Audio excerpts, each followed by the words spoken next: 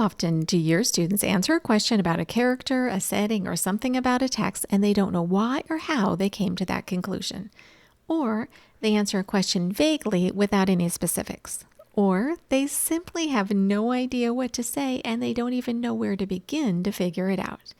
Using evidence when commenting and answering a question about a text is an important skill, not only for comprehension of school topics, but for life too.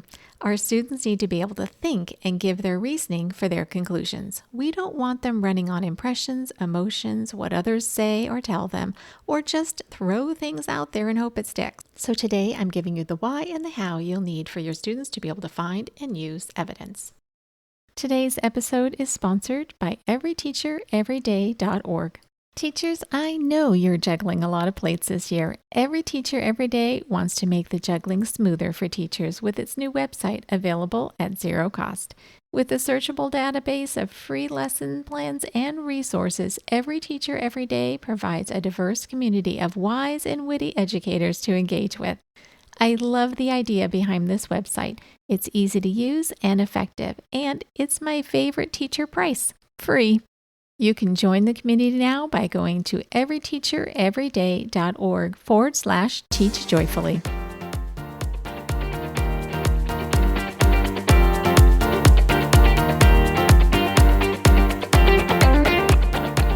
I'm Lisa Burns, a teacher success coach, veteran elementary teacher, and mom of 5. And this is the Teach Joyfully podcast.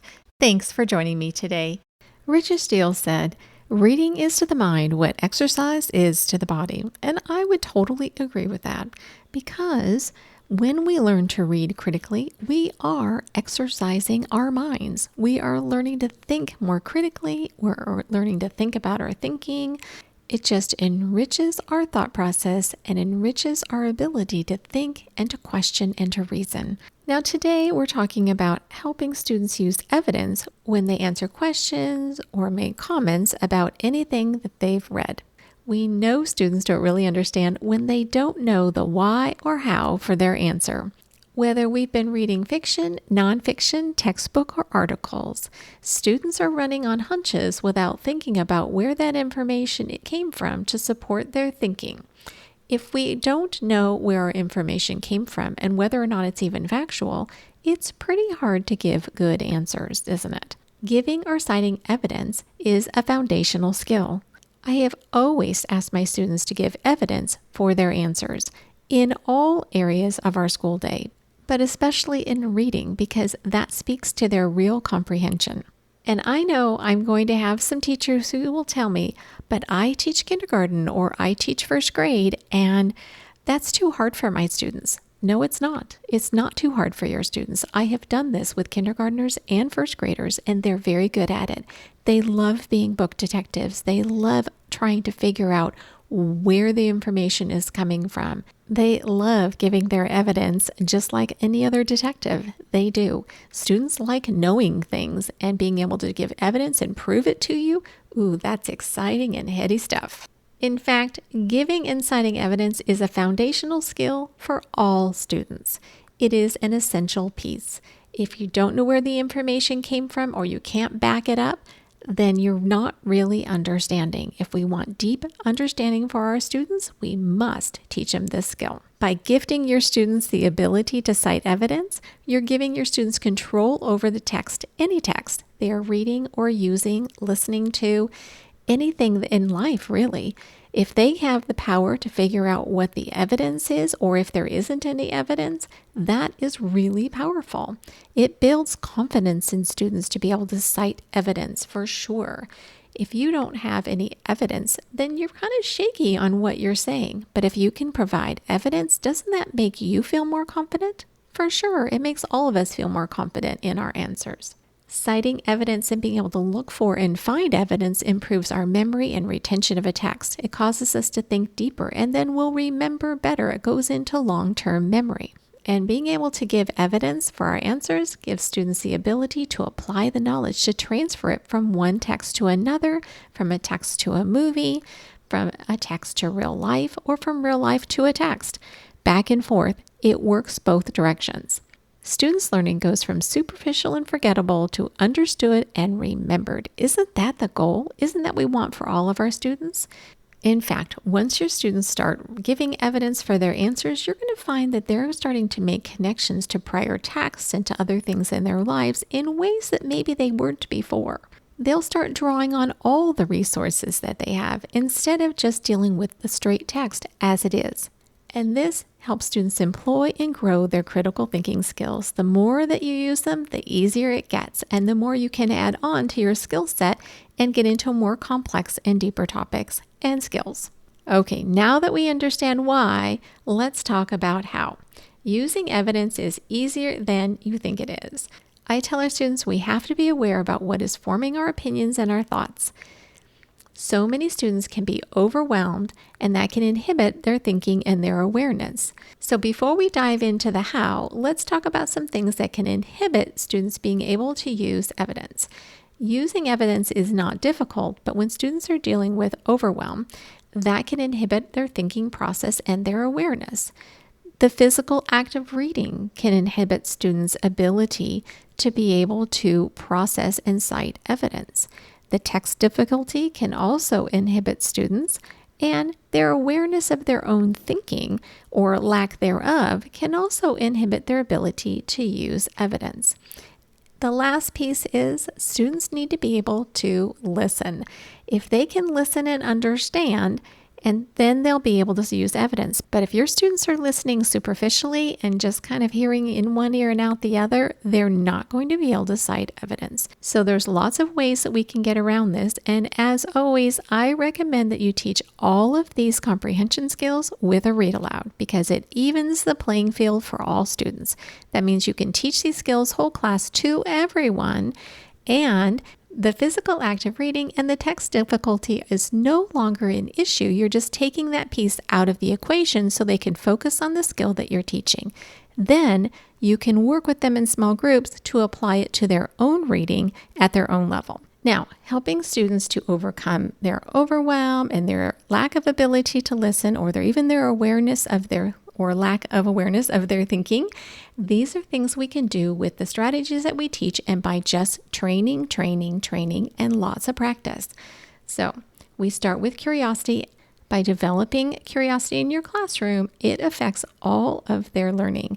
And so curious kids are better able to ask questions.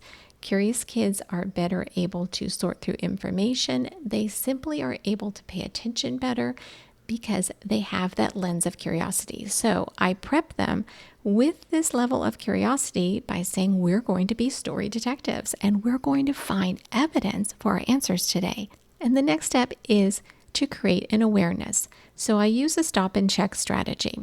You might read a section and then have your students stop and check. What do we know and why do we know that? So you might read a small portion of the story, just the beginning, and then stop and ask students, what do we know? What's happening so far? And then tell them to start thinking about what evidence they have for that answer. What do they know and how do they know it? What evidence, be that detective, what evidence do you have from the story that says, oh yes, this is true? And you can model that and give some answers so that students can see how you are going to do it. So maybe you're reading The Gardener by Sarah Stewart, and this is a book that is told in letters. So maybe you've read the first couple of letters in the book, and then you've gathered some information about what is happening, and you stop and ask your students, what exactly is happening in this book? Or maybe you can say, okay, so what is this book about so far? Who are the characters? What is the setting? Whatever questions that you want to ask, and then ask them to think about what they've heard in the story so far that would be evidence to prove that that is true. You can model this first by answering one of those questions and then have them figure out an answer to another. So after I've modeled a few times, I would have students try this on their own, and that would probably be a turn and talk. So I might give a sentence frame like, the story takes place in, I know this because, and students can use that to frame their answers. Now we know that this story takes place in the city because in the very first letter in The Gardener, Lydia Grace actually mentions this. And so there's evidence right there that is direct evidence that students can cite for this answer. So make it simple and easy. Don't get into inferring and those kinds of things at this particular time. We want students to be able to use this strategy successfully and easily. Once your students have this down, then you can start adding in inferring and working on harder things. And your students can even use some of the questioning strategies that we talked about in last week's episode number 73. I will link that in the show notes in case you haven't heard that. Essentially, when we teach using evidence, we're teaching our students how to be detectives, and that's the goal. It sounds daunting, but we can tell students we want them to prove it. Prove your answer.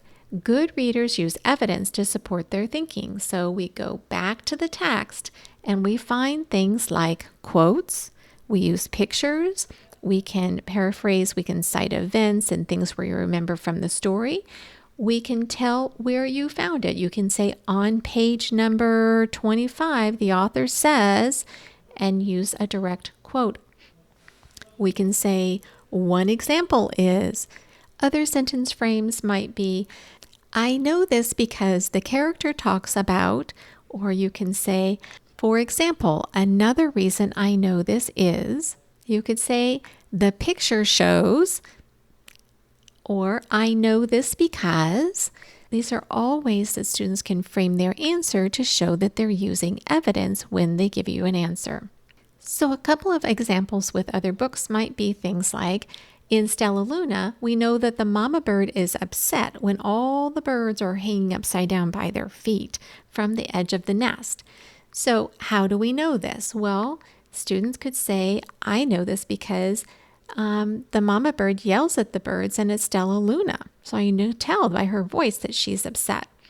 Or I can tell that they are upset because the mama bird says, get into the nest, you'll break your necks, when they're hanging by their feet. These are both examples of using evidence that students can easily pick out from the story. If you're using a book like The Relatives Came, you could say, how do we know there's a lot of people in the house? Well, students could use a direct quote. They could say, well, in the book it says, and finally, after supper, 2 or 3 times around, until we all got a turn at the table. Well, the only reason that you would need to go 2 or 3 times around until everyone gets a turn is if there's too many people to sit at the table, right? Or students could say, well, I can tell from the text that they're eating dinner a few at a time. They can't all sit at the table. Or they can say, I can see how many people are in the picture and there's just people everywhere and they're packed pretty tight together. Or students could say, the author says they had to hug their way through the house. That's a lot of people to get through, to get from the front of the house to the back of the house and have to give all those hugs. So these would be good examples that you could use with your students to be able to show them how you're supporting your answer and how they can too. If your students are having trouble thinking about their thinking, you can teach them that stop and check strategy. Read a section of the text, stop, and ask them a question that you know that there's evidence to support it in that beginning part or that whatever section you just read of the story. Challenging students to do this breaks it into smaller sections and it makes thinking about their thinking a little bit easier. When we give them a whole text and then go back and ask questions at the end, sometimes it's just too much information and it's too hard for students to be able to pick out specific instances. If we can break it into smaller chunks, it makes it easier for students to be able to do this. Plus, these are great comprehension strategies for reading textbooks and other things later on in life as well. So thinking about our thinking, stopping and checking, and going in and doing checks to make sure that we're understanding. Students can do the same thing with being able to find evidence about the story. You can use the exact same strategy for helping students find evidence to support answers as well. Just break it into small sections. And you can also use the strategy of using evidence in their answers. You can model it throughout the day. So you can sprinkle it in. You can do it in morning meetings, sharing time, when someone's doing a book talk.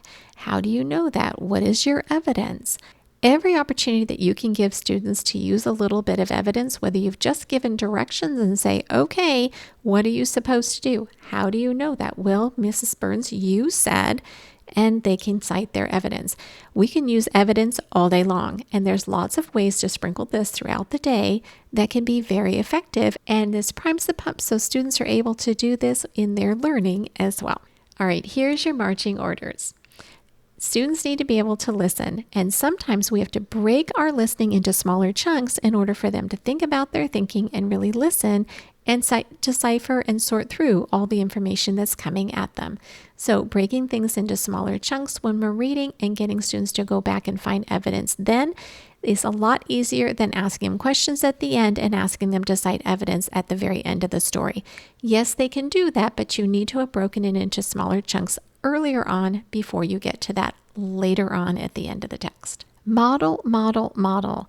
Think out loud. Show students the questions that you're asking yourselves and how you're finding evidence in the story to answer them as you wonder and are curious. Talk to students about being story detectives. Have them prove it.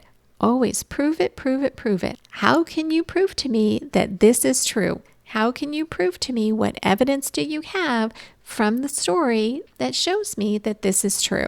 That is the setting, that the character does have blonde hair, that the character lives in a certain place, or that the character is a certain way. Evidence for what the problem in the story is.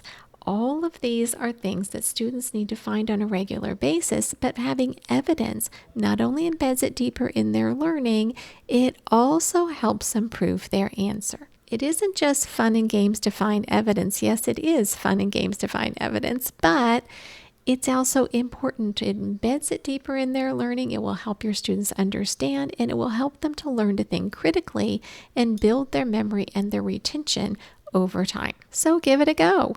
I can't wait to hear how your students are using this strategy. All right, I have an anchor chart for you with some of these sentence frames for you to get you started. I'll put that link in the show notes. And as always, you can grab all my freebies at www.hopeineducation.com/vault. That link will be in the show notes as well.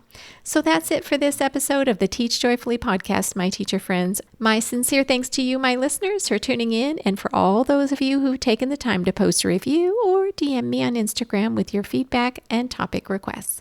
You can find the show notes and all the resources mentioned in the episode on my website at www.hopeineducation.com/podcast. If you teach in grades K2 and are looking for help with literacy and staying on top of all the parts in planning, I've got you.